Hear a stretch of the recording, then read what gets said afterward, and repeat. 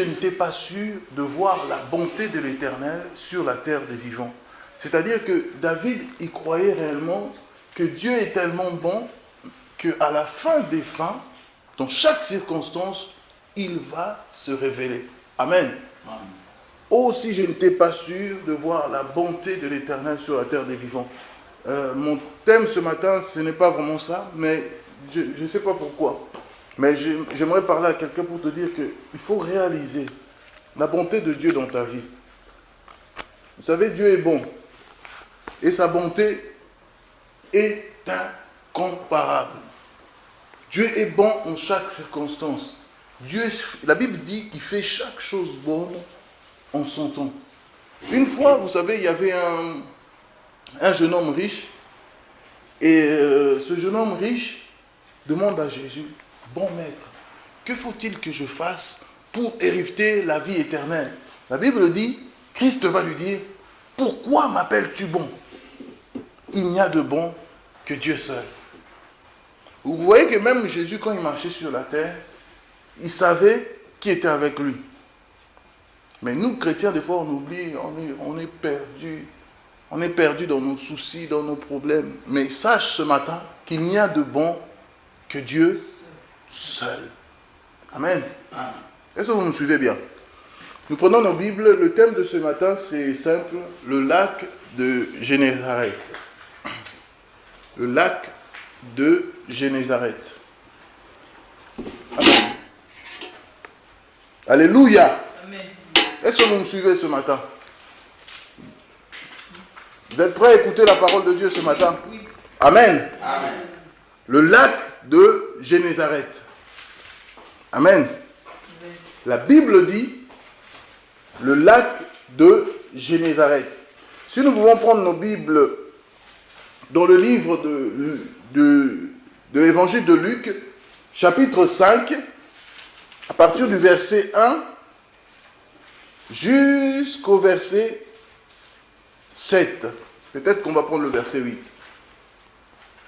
Mais pendant ces quelques minutes, je vais vous parler du lac de Génézareth.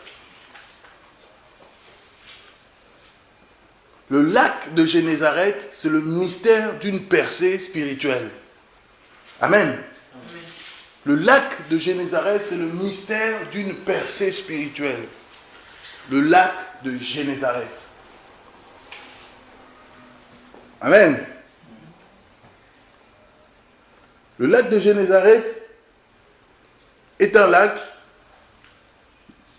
Les experts disent que c'est un lac à peu près de 20 km de large et de longueur, je ne sais pas, 11 km de large et 20 km de longueur. Et c'est un très grand lac, mais le problème que ce lac, le jour où Pierre avait besoin de pêcher le poisson, il n'en trouve pas. Amen. Amen. Oh, combien ça nous arrive que des fois le Seigneur a besoin de faire quelque chose avec toi, mais il ne te trouve pas là où tu dois être. Tu ne sers à rien. Ou ta vie est stérile. Ce lac, si tu veux, c'était une vie stérile. Est-ce que vous me suivez? Une vie qui n'a pas de sens, qui est stérile, tu ne produis rien. Tu es chrétien pendant 40 ans, 50 ans, tu ne produis rien. Et il y a une la destinée de ce lac va changer. Quand Jésus lui-même va arriver, va opérer quelque chose. Mais il ne va pas opérer comme ça tout seul. Jésus a toujours besoin d'un homme, de l'obéissance d'un homme pour opérer quelque chose. Alléluia. Le lac de Génézareth, le mystère d'une percée spirituelle, le mystère d'une réussite, le mystère d'un changement de niveau avec Dieu. La Bible dit dans Luc 5, sans plus tarder on commence, verset 1, « Comme Jésus se trouvait auprès du lac de Génézareth et que la foule se pressait autour de lui pour entendre la parole de Dieu, il vit au bord du lac 2 barques, d'où les pêcheurs étaient descendus pour laver leurs filets. Il monta dans l'une de ces barques qui était à Simon, et il le pria de s'éloigner un peu de terre. Puis il s'assit de la barque, il enseignait la foule. Lorsqu'il eut cessé de parler, il dit à Simon, « Avance en plein eau, et jetez vos filets pour pêcher. » Simon lui répondit, « Maître, nous avons travaillé toute la nuit sans rien prendre, mais sur ta parole, je jetterai le filet. » L'ayant jeté, ils prirent une grande quantité de poissons et leur filet se rompait. Ils firent signe à leurs compagnons qui étaient dans l'autre barque de venir les aider. Ils vinrent et ils remplirent les 2 barques au point qu'elles s'enfonçaient. Alors, beaucoup d'érudits, beaucoup de prédicateurs et de prédicatrices ont prêché sur le lac de Génézareth. On a fixé notre attention sur les barques. Mais moi, je vais vous parler maintenant du lac lui-même, en lui-même. La Bible dit que Jésus avait une foule autour de lui. Et il ne savait plus comment prêcher. Il a utilisé la barque. Mais moi, si je vous dis, indirectement, il a utilisé le lac. Parce qu'il fallait qu'il monte sur l'eau. Parce que là où, au moins, la foule ne pouvait pas l'atteindre. Est-ce que vous comprenez? Et la Bible dit que le lac, des fois, Jésus va donner une parabole, le lac c'est comme le monde. Et des fois, il faut jeter le filet pour aller pêcher les poissons, et les poissons c'est comme les hommes. C'est une parabole que Dieu disait. Donc le lac c'est aussi le symbole de ta vie. C'est le symbole de ta vie où Jésus va venir comme ça pour jeter un filet. Mais là, le lac a été utile pour Dieu. Pourquoi? Parce qu'il avait besoin de son servir pour prêcher. Il avait besoin de la barque, mais sous la barque, il y avait quelque chose, il y avait le lac. Et le lac, je ne vais pas m'attarder sur la barque, mais je vais m'attarder sur le lac. Ce lac ne produisait rien, frères et sœurs. Ce lac ne produisait rien. La Bible dit qu'un pêcheur expérimenté comme Pierre n'arrivait même pas à pêcher un poisson. Alors à quoi sert un lac pour un pêcheur où il n'y a pas de poisson? Ça ne sert à rien. Amen. Le monde a besoin de venir prendre des richesses en toi. Le monde a besoin de venir puiser en toi quelque chose. Mais on ne trouve rien. Tu es stérile. Et tu dis toujours c'est la faute des autres. Mais quand est-ce que toi-même tu vas changer? Est-ce que vous me suivez? Quand est-ce que toi-même tu vas changer? Ce lac était connu des pêcheurs comme un lac stérile. Mais ce jour-là, Jésus est passé. C'est pour cela que je dis toujours que quand Jésus est dans la vie de quelqu'un, non. Ne me dis pas que ma vie est toujours pareille. Si ta vie est toujours pareille et stérile, c'est que Jésus n'est pas passé encore. Est-ce que vous me suivez? Ce lac était stérile. Il n'y avait rien du tout dedans. Mais avec Jésus, tu peux tout. Amen. Amen.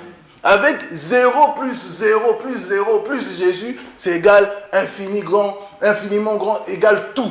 Amen. La Bible dit oui, le Seigneur est mon tout en tout. Christ est en vous, Christ est en le monde, que ce soit juif ou grec, il est le tout en tout. C'est-à-dire qu'il n'y a ni juif ni grec, maintenant Christ est tout partout en tout. Et la Bible dit toute chose subsiste en lui, il a été créé pour lui et par lui et pour lui. C'est-à-dire que toute chose, et la Bible dit même qu'il soutient toute chose par sa parole puissante. C'est-à-dire que tout a été créé par Dieu. C'est-à-dire que rien ne peut, dans ta vie, échapper au contrôle de Dieu. C'est impossible. Oh non, Seigneur, pasteur, ma vie n'avance pas. Ma vie, mais comment ta vie n'avance pas? C'est que ta vie échappe au contrôle de Dieu. C'est comme si tu disais que Dieu est incapable. Ce lac-là n'avait pas de bouche comme toi. Mais un miracle s'est produit. Un changement s'est produit. Une transformation s'est produite. Tu vaux plus qu'un lac ce matin. Est-ce que vous me suivez très bien? Tu vaux plus qu'un lac. Si Jésus est venu transformer la destinée d'un lac qui ne produisait rien, qui a produit après des millions de poissons, à combien plus forte raison ta vie? Écoute, tu vaux plus qu'un lac. La Bible dit, 1 Jean 4, on a déjà lu ce verset, que vous petits enfants, vous êtes de Dieu parce que celui qui est en vous est plus grand que celui qui est dans le monde. Comment Jésus est en toi? Tu ne produis plus rien. Est-ce que vous me suivez? Dis Amen très fort. Amen. Alléluia. Amen. Le lac est le symbole d'une vie triste, d'une vie sans puissance, d'une vie sans miracle, d'une vie sans intervention de Dieu. Mais le problème, c'est que le lac s'est laissé faire. Est-ce que tu comprends? Jésus est venu avec sa barque, il s'est déposé dessus. Le lac s'est laissé faire. Mais le problème, il y a aussi certains coins où on disait qu'il y avait des tourbillons. Le lac pouvait jeter aussi Jésus et s'élever pour refuser la présence de Jésus. Mais le lac a respecté, a accueilli, Jésus s'est posé sur le lac à travers la barque. Le lac ne produisait rien, mais ce jour-là, il a produit tout. Alors comment ce lac a été... Comment ce mécanisme de production ou ce miracle a été produit? Dieu a utilisé une seule chose, sa parole. Dieu a utilisé une seule chose, sa parole. Mon frère, ma soeur, ne néglige jamais la parole de Dieu. Néglige tout. Néglige si tu veux, néglige je ne sais pas quoi. Néglige tout ce que tu veux, mais ne néglige pas la parole de Dieu. Parce que c'est la centrale. C'est là où il y a le miracle de ta vie. Là où il y a le mystère de la percée spirituelle. Parce que le titre, c'est le lac de Génézareth, mystère d'une percée spirituelle. Alors, comment ça s'est produit? Je pense que c'est dans le verset, à partir du verset 5, où Jésus va lui dire, avance en plein eau. Il va dire quelque chose au pêcheur. Il va dire à Pierre, avance en plein eau et jetez vos filets pour pêcher. Est-ce que vous comprenez? Jésus va dire, avancez en plein eau, jetez vos filets et vous allez pêcher. Mais pêcher quoi? Parce qu'ils n'avaient rien. Est-ce que vous me comprenez? Dieu utilise deux choses, sa parole et la foi. Dieu utilise deux choses, sa parole et la foi. De toute façon, la parole et la foi sont corollaires, sont la même chose. Parce que la seule chose qui fait venir la foi, c'est la parole de Dieu. C'est pour cela que dans des circonstances de ta vie, au lieu de mettre en priorité la parole de Dieu et la foi, tu mets en priorité les hommes. Tu mets en priorité, il y a le numéro d'urgence de l'assistance sociale, le numéro vert. Tu appelles l'assistance sociale, mais l'assistance sociale a aussi son assistant social, a aussi son médecin traitant. Est-ce que vous me comprenez? Tu appelles le psychologue, mais le psychologue a aussi son médecin traitant, a aussi son psychologue. Mais Jésus, c'est qui le psychologue de Jésus? Jésus est le maître lui-même. Au lieu d'aller chercher la créature, va chercher le créateur. Vous me suivez bien? Alors, versets 4 à 5, lorsqu'il eut cessé de parler, Jésus a fini de prêcher. La Bible dit, il dit à Simon, avance en plein eau. Commencement de son miracle. Commencement de la métamorphose ou du changement de ce lac. Avance en plein eau. Ça a commencé par la parole. Avance en plein eau et jetez vos filets pour pêcher. La Bible dit dans Hébreux 11, verset 3, que c'est par la foi que nous reconnaissons que le monde a été créé par la parole de Dieu. C'est par la foi que tu dois reconnaître que ta vie n'a pas été créée que par n'importe quoi. Ta vie n'a pas été créée que par papa et maman qui se sont assemblés. Non, ta vie a été créée par la parole de Dieu. Est-ce que vous me suivez bien? Oh non, moi c'est mon papa qui a dit ça, ma maman. Non, ma maman, mon papa. Mais tu vas rester comme ça. Et là, le miracle commençait à se créer. Ça a commencé. Il a dégagé une puissance. Avance en plein eau, jette ton filet pour pêcher. Cette parole arrive dans les oreilles d'un homme expérimenté, qui a les raisonnements. Vous savez, des raisonnements, j'en parlais même, les raisonnements ou c'est des forteresses. Des fois, nos raisonnements nous bloquent. La Bible le dit on avait lu, c'est 2 Corinthiens 10, qui dit que nous renversons les raisonnements et toute hauteur qui s'élève contre la connaissance de Dieu.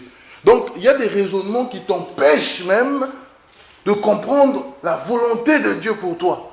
Alors, cette parole, avance en plein eau pour jeter ton filet, et jeter vos filets pour pêcher, ça s'est heurté au raisonnement d'un expérimenté en pêche, c'est-à-dire un pêcheur comme Pierre. Ah non, si j'enfonce en plein eau, qu'est-ce qu'il raconte? Mais Seigneur, j'ai pêché toute la nuit, il n'y a rien qui se passe. Le visible ne va pas de pair avec la foi. Écoute-moi bien. Le visible ne va pas de pair avec la parole de Dieu. Je veux que ta pensée soit ici. Le visible que tu vois, ça n'ira jamais de pair avec la parole de Dieu. Ça n'ira jamais de pair avec la foi. La foi, c'est l'invisible. La parole de Dieu, c'est l'invisible. Oh non, comment on va faire, pasteur? Je suis tout seul. Mais commence à parler. Comment je vais faire pour gagner une âme? Mais commence à parler. Seigneur, envoie-moi une âme. Qu'est-ce que m'entend? Est-ce que vous me suivez?